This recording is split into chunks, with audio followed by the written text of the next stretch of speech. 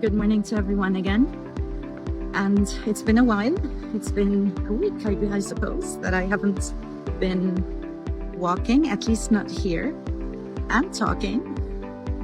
So very interestingly, a friend of mine actually, who apparently listens to my talk in the morning, sent me a very interesting article about the connection of walking and talking and how it actually affects the brain and the cognitive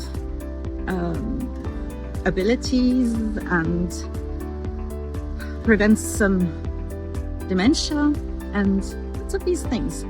Very interesting. My name is Mona Abdulrahim-Santl, and I'm a fan of this beach.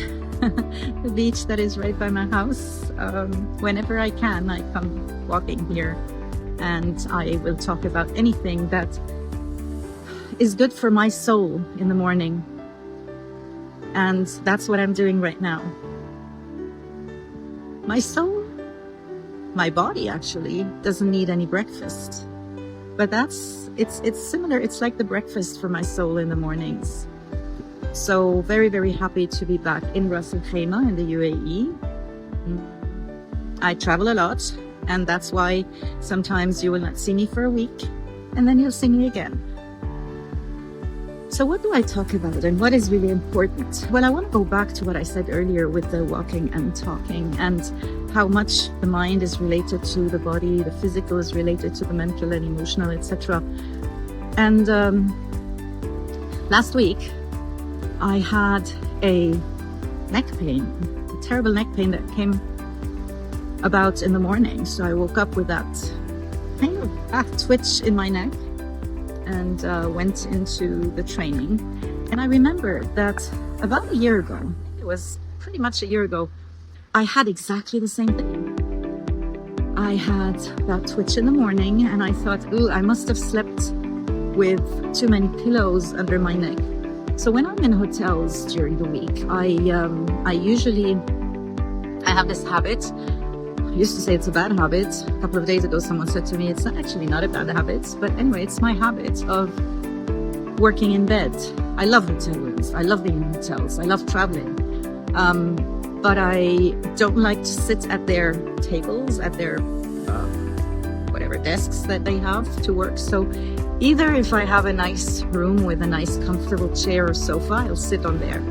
Or that habit is that I usually take my laptop to bed and I work. So when I finish the training, just come back to my room, throw off my shoes. Actually, I do that already in the car. And then just, lay in bed with my laptop and work. And when I finish work and I want to just relax at night, I'll keep my laptop in bed, just not on my lap anymore, but put it next to me and turn around and watch Netflix or anything. So I thought that I misused my neck a lot, or mistreated my neck a lot by turning around in bed and having these pillows under me, sitting half curved in bed. Anyway, so I remember that last year I had exactly the same thing. And I went into the training and I started. And just around 10 o'clock, 10:30, around the break time, something happened and I couldn't move my neck anymore. And it was really, really, really painful. And by noon, it was so painful that I could not. I laid down on a bench and I could not get up anymore because you know what? You don't notice how many muscles you have in your body until you actually use them. And these neck muscles are used for so many things. That's what I realized and I learned then. So, last week, and by the way, for last year, it took a month to get back to normal. So I think there was a little sprain or something. Anyway, last week, same thing. I wake up in the morning, ooh, my neck is twitching. What shall I do? Well, I go to the training, I start.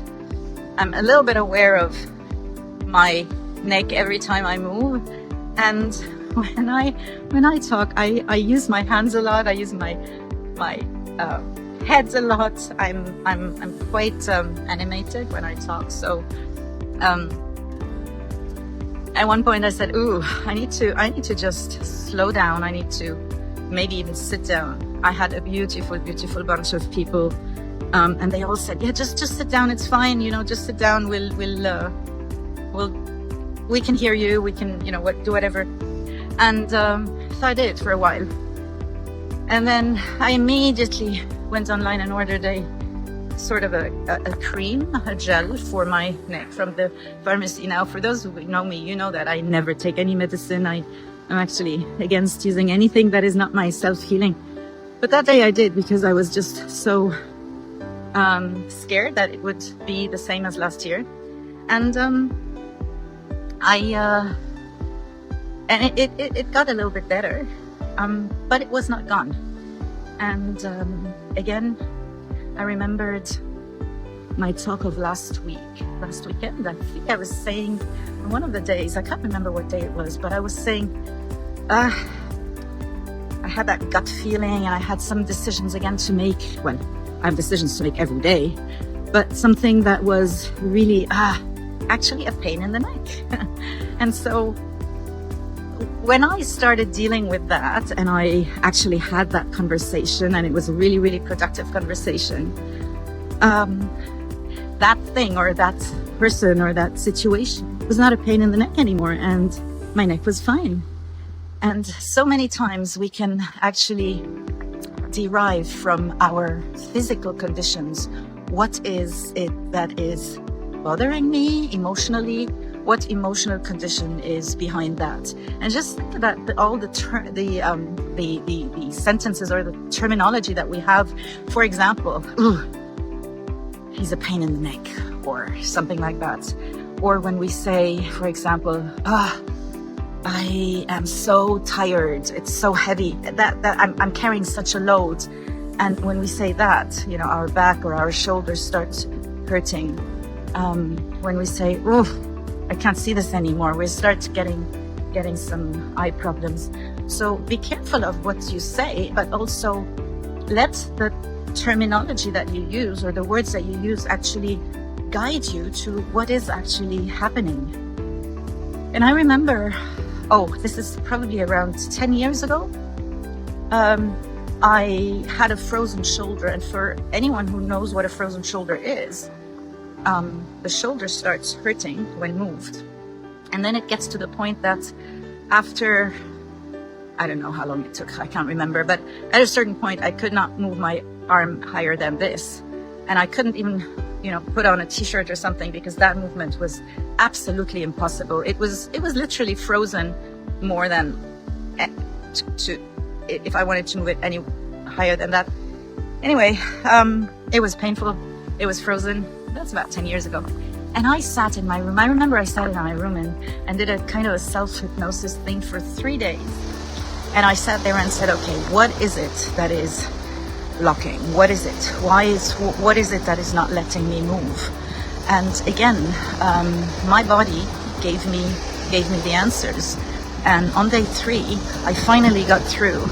And I remember it so clearly. It was like an epiphany. It was like, whoa, of course.